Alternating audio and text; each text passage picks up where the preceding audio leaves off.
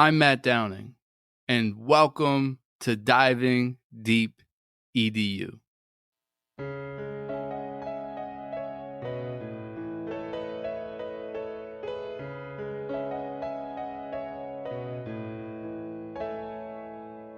Curious conversations with all types of peeps. Encouraging innovation, we are diving deep. Certainly education is what we like to speak. Fervent with dedication, now it is time to teach. Yeah.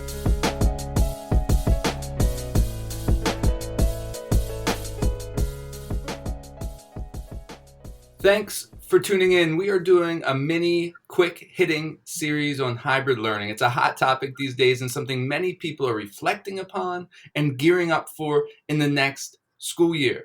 Our guest today is Richard Byrne. Richard was a former guest on Diving Deep EDU. Go back, check out episode number 6 to hear our conversation. Richard is a former high school social studies teacher and current computer science teacher. He's a cyclist and is best known for his blog, Free Tech for Teachers, which is read by an audience of more than 500,000 worldwide. Richard is also a contributing author to numerous publications and is a speaker at conferences around the world. Richard, thank you so much for joining me again. To start things off, tell us about a great bike trip you have taken recently. So the biggest bike trip I've recently taken, I completed the Unbound Gravel 200 bike race, which is 206 miles of gravel riding across the Flint Hills area of Kansas. Oh, wow. Wow.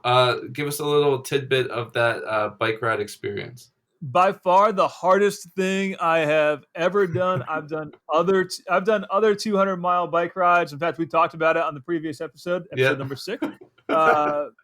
And this was light years harder in so many ways. The terrain was dirt, gravel, so there was that part. The first 120 miles went great for me, and then the wheels came off, not literally, but figuratively. Wow.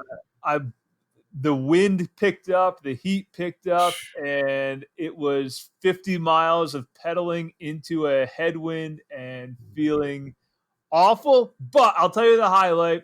So my awesome partner, Jess, she came as my support crew.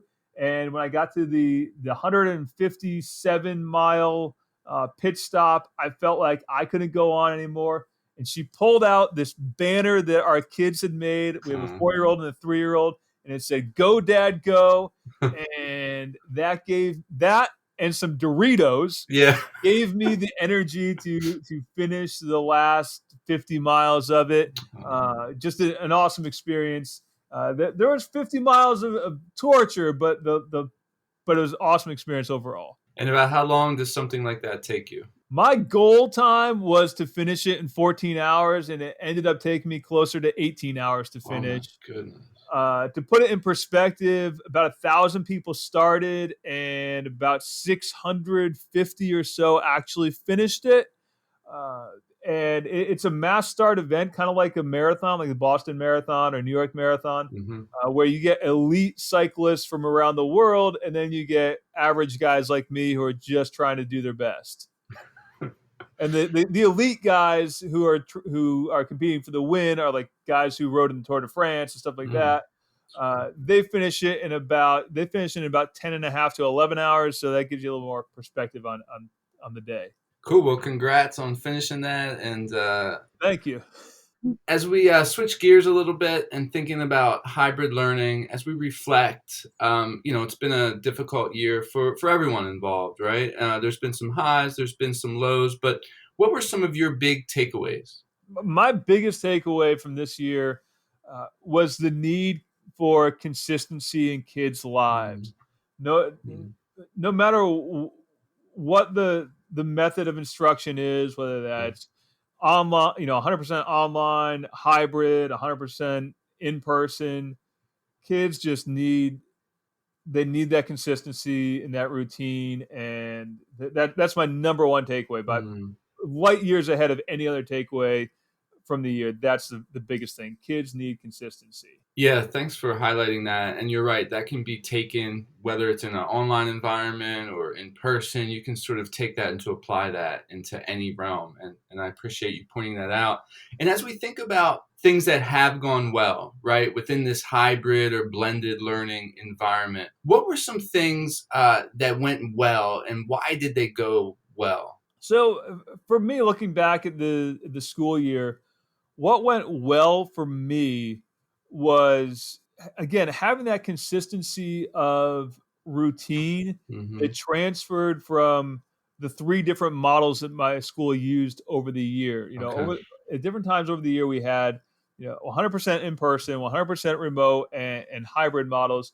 And for me, the thing that helped my students the most, I think, was knowing that regardless of which model we were using, the class was going to start with a recap of the previous Mm-hmm. day's activity, and then we were going to move into, I'll call it a funtivity, right? Yeah. Something like some kind of quick little formative assessment. Yep. Sometimes it was Kahoot, sometimes it was just, I want you to sketch something in your notebook, or often it was Google Jamboard that we use for Mm-hmm. sketching a lot. Whatever it was, they knew that that was going to be the start of class, and then we were going to move into, if it was a hands-on, if it was a hands-on day because we were in person, it was going to be a hands-on activity. If it was a hybrid day, it was going to be okay, now we're going to split out into, okay, online kids, you're going to have this online simulation to do. Yeah. Kids in class, you're going to do whatever the hands-on activity was for that day. That was the number one thing for me. Mm-hmm. Regardless of the technology that was in place, and the reason I'm stressing this so much is Yeah. because I think in the last year, there's been a lot of conversation about, oh, is it better to use Zoom? Is it better to use Mm-hmm. Google Meet? Is it better to use Microsoft Teams? Yeah. Should kids have their webcams on or have their webcams off? All those conversations, I think, are secondary Yeah. to providing that structure for kids and providing Mm-hmm. lessons for kids that are still meaningful and still impactful. And you know and through that, we can then build relationships with kids. That's Yeah. the other big takeaway. I put this in Instagram post a couple weeks ago that, you know I just finished up 18 years of working in public schools. The relationship with kids is the thing they're going to remember, right? I've got kids now who are old enough to have kids that are coming into high school, right? Like my very first students are in their mid to late 30s now, Mm-hmm.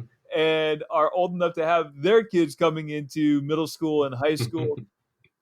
And I see some of them, and they don't ask me about the War of 1812 or anything else that I did with them, 15, 16, 18 years ago. They chat with me about different things we did in class. That's the big takeaway. I Mm-hmm. teach computer science, but I really teach students, right? Yeah. Like that's the big takeaway. Yeah, thanks for highlighting that and staying on that. The consistency, the relationships, and reminding us how critical, foundational, how important they are in all of instruction, and not to lose that focus. So I really do appreciate that. You did mention some fun activities to get things started. I've talked to some teachers, and they've mentioned, Matt, it's just kind of hard to switch things up. I feel like I'm doing the same thing. I'm not engaging. It's not that fun. You mentioned you do some Kahoots, you do some Jamboards. Were there any other fun activities that you saw that helped engage students in this sort of environment? Yeah. So one of the other things I like to do is kind of a takeaway from the old NPR show, Car Talk, and Yeah. I'll do Stump the Chumps. Right. So this is just okay. Whatever questions you can come up with to stump Mr. Byrne, go for it. Right. And sometimes it was related to computer science. Other times it was advice on how to talk to girls, right? Like whatever it was, like just doing that, right? Mm-hmm. It can go in so many ways, and it gets back to that piece of, it's about talking to kids, making relationships with kids. Of you know, I was telling this to somebody else a couple days ago. I can't remember. Oh, it was someone who was making a career change. A friend of mine is looking to make a career change into education, So the number one thing is you got to remember that some days you might end up talking to kids about how venture capital works and like what how did that come up? I'm like, well, we were talking about computer science and how apps are made and how they Hmm. get how they become a business. And we ended up talking about venture capital for like an hour one day. And it was all because of that kind of stump the chumps activity that I was doing with kids. Just like, how do I make money at this? Right. Uh, so that's a fun one because it can go in a lot of ways. It Yeah. can go in a lot of directions, and it gets out of doing Kahoot because Kahoot is going to get boring no matter how fun it is the first Hmm. five times. It's going to get boring the seventh, eighth, or ninth time. Uh, you know, when I'm doing when I do the Jamboard drawing activities, right? That it's kind of fun the first few times, but you got to mix it up. But doing that stump the jumps thing, you never know what you're going to get. And yes, you got to put some parameters around it. Like, Yeah, yeah. okay, I mean, we're not going to talk about XYZ topics. Right. Um, I'm not going to go into the realm of what the ninth grade health teacher talks about. I'm not going down that road with them. I'll leave that to the health teacher. Uh, but that's probably my favorite way to try to keep it fun. Yeah, that's fun too, and it also ties into what you were sort of saying earlier. I'm sure that also helps with the relationships. Having like unstructured time where kids can ask questions and they know you're a real person and you can be authentic and just see where it goes. And they're like, okay, okay, this guy is for real. Like he's willing to engage with us, even if we ask something a little bit off topic. Yeah, so I'm sure you felt some of that as well. Now, as we think about hybrid learning and some difficulties, right? People are saying difficulties all year, and there are some. What's something that has stuck out to you that's been a struggle throughout this process? So I was, for me, the struggle was with kids who were, for lack of a better term, not engaged in school on the whole, Hmm. right? Meaning, like they might come to my class because my class is an elective, and they obviously chose to be there, uh, but but they don't go to their algebra class, or they don't go to their language arts class, or maybe they don't go to any of their other classes. Hmm. And once they start to see that, oh, I can skip the Zoom for my language arts class and nothing's really happening. And this is not a reflection on the language arts teacher or reflection on the school. It's just the nature of, you know, once kids turn 16, at least here in the state of Maine, is where our hands are a little bit more tied as to forcing them to come to school, if you will. And so I did lose a couple of kids who just kind of like dropped off, like completely dropped out of school uh, Wow. because they lost that engagement piece. Hmm. Where they lost, coming into school, interacting with their friends in an in-person environment, particularly where I live. It's a pretty rural environment by most standards. We have kids that come from 8 towns plus some townships and other areas. So, you know, once that social element of meeting in person went away for some kids, even getting them to come to an elective class via Zoom became a challenge. Uh, so that was the biggest challenge. It's just Yeah. the attendance factor, and no matter, I'm thinking of one kid in particular. I obviously won't mention his name, but I'm thinking of him. He was, you know, my most I would say my most engaged, most curious student uh, for the first 6 or 7 months of the year, and then he turned 16, and he never went to any of his other classes except for mine. And then he stopped coming to mine via Zoom as well because there was no other accountability or reason for him to come to class. Hmm. And even though, he was a smart kid, and, I wish that there was more I could have done to get him back into school. And it just, once the parents say, no, you can learn this all online. You can learn this all via YouTube, which is not true, as we all know. Hmm. Um, there was really not a whole lot left that we could do, unfortunately.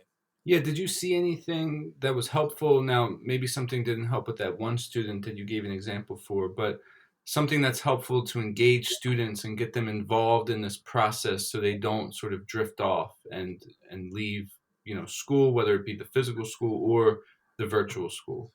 I will say that the one thing that really helped in my program was the giving my students the option for independent group projects. And in my particular program, I mentioned this on the previous podcast I was on with you. Uh, I have a lot of local control over my budget, whereas whereas if I was still teaching history, there's 12 people in the department. I've got to go to the department head to make budget decisions and request. I need $25 for more markers or whatever. Right? Teaching computer science, I'm the department, and I have final control over the budget, minus Mm, whatever the school board says. But within those confines, I can go and I can order. I need to go and order a new video graphics card, right? Or I need to go order XYZ stuff. I can do that. So what worked for me was I I turned a big chunk of my class into independent project time, yeah. but independent in the context of you're working with somebody else and you need to talk to that person. You guys need to work together Mm, to come up with the list of things you want to buy or have me buy to build whatever thing you want to do. So I had one group that wanted to make their own NAS server, build their own NAS server, so they did that. I mm, had another group that wanted to see what was the best gaming PC they could build from scratch for mm, $1,000 or less. And so in that particular project turned out to be really great because it introduced a whole lot of budgeting factors into mhm. it. But I had one member of that group was one of those ones who would sporadically just disappear. Um, he would not show up for the Zooms, or he wouldn't come into class for like a couple of days, but he'd always reemerge when I said, "Oh, you know what? You guys can't order everything until student X, I'll call him, uh, comes back in and approves all this, all these That's decisions great. you're making." So that really worked for me. Yeah. Kind of that group mentality, that herd mentality of you're Uh-huh. all in this together. Yeah, thanks for sharing that. You used the group component, but then you also included them in the process from the start. Not only picking what they wanted to do, but okay, now what do you actually want to buy? I'll actually buy this stuff for you, or the school will buy it for you. We actually do care. Like, I want to do what you want to do, and then you included them in that process into completion. That's great. That's a really great example of tapping into student agency, student choice, collaboration, all these skills that we say that students need, but oftentimes we don't put it into practice, like that example you just shared. So thanks for sharing that. As we look forward, right, we've been reflecting a little bit on the past, and we can't really change the past, and we don't know what the future is going to hold either. But what do you envision, or what do you hope for as things move forward with some sort of hybrid learning? Again, still keeping our eye on hybrid learning and what we hope it could look like in the upcoming school year if we're in that situation. You know, my hope is that number one, we come out of hybrid learning recognizing a little bit more that while we've said for years that students need personalization and individualization, that we actually start to do that a bit more. Hmm. And I think that is one of the good things to come out of hybrid learning, at least in my perspective, is that it has created more opportunity for that personalization. Hmm. i- in part, just out of the nature of what's going on. When you're trying to manage half your class in Zoom and half your class in the classroom, you can't do both, right? You can't do them simultaneously. Yeah. You can try to do them simultaneously, but you can't. So Mm, you end up setting up some kids to do activity X and some kids to do activity Y, mm, and you find yourself spending, at least I found myself spending less time um, teaching, if you will. I'm using air quotes, teaching and sage on the stage, yeah, and more time coaching, more time, talking about what are the hurdles, what are the obstacles here. yeah. I will say another little activity that worked for me was turning the hybrid instruction around to make the students teach each other in a hybrid model, which was, uh, and I can't believe I haven't written a blog post about this yet, but I will. I guess I will. Uh, Rather than me leading the whole activity, turn it around and I say, okay, I'm struggling not to use my students' names right now, Yeah. but I'll use one of them right now because she's awesome. And I'll say, okay, Gina, today you're going to be in charge of leading this activity. And she was really good at writing JavaScript. And I said, okay, so today you're going to be in charge of leading this activity on JavaScript. And I had it kind of planned out for her. So it wasn't like she was coming up with a lesson plan, if you will. But she was then in charge of kind of guiding her classmates through a little bit, and I handled all the technical side of doing the Zoom, and the screen sharing and all that stuff for her. But it worked out really well because then she was in charge. She was kind of in charge of the process, and I did that. I have small classes, so fortunately, so that makes it a little bit easier for me. But I was able to rotate kids through that process, so that it wasn't just me always leading the hybrid instruction. Yeah, I'm sure that was so beneficial for that student that was leading, and then also for the students listening to hear from their peers, and it probably increased their motivation, increased their engagement. And sometimes we say things in a way that doesn't connect, that their own peers can say something and it connects and makes the light bulb go on. And like, oh, now I get it. She said it like this. Now I can understand it a little bit better. So that's a great example. You should also write a blog post about that example you shared earlier with the way that you did the projects, going from beginning to end and having the group work and having them figure out their budget and all of those sorts of things. I love that idea as well. All right, Richard, we're closing things out. This is a quick conversation. We're keeping things moving here. Any tip or final thought you want to leave us with in regards to hybrid learning? Consistency. That's it. Create consistency for your kids. That's the number one tip I have. Great. Thank you. Appreciate that. And for our listeners, go and check out, we haven't got a chance to talk about it too much, but go check out Free Tech for Teachers. It's a great resource, plenty of tutorials, plenty of blog posts that will help you understand ideas, understand concepts, and sort of walk you through any difficulties you might be having with a tool or with an idea. Richard, thank you so much for joining me again on Diving Deep EDU. This was a fast-paced and helpful conversation. Thank you so much for all of your insights. To our listeners, thank you for tuning in. Don't forget, go back, listen to episode number 6, and you'll hear our previous conversation. If you like this episode, subscribe, share it out, and leave a review. All of those things will help get this podcast out to more people. Until next time. Wow, it's time to reflect. That's astounding. You've been checking out the podcast from Matthew Downing. Hope you like diving deep like a scuba diver. And the show provoked hope. That's our true desire.